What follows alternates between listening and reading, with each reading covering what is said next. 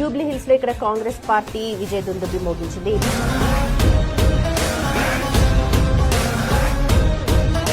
Panchayat elections అవుతున్నాయి. First phase లో 50% కంటే ఎక్కువ సీట్లను కాంగ్రెస్ పార్టీ గెలుచుకుంది.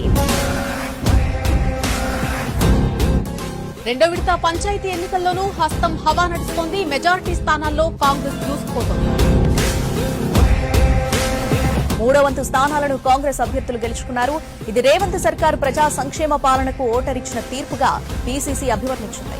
ఈ కుర్చీ అయ్య పేరు చెప్తూ వచ్చింది కాదు బిడ్డ, నల్లమల్ల అడవి నుంచి తొక్కుకుంటూ వచ్చి నీలాగటో నెత్తి మీద కాలు పెట్టి తొక్కి ఆ కుర్చీలో కూర్చోబెట్టింది మా కార్యకర్తలు.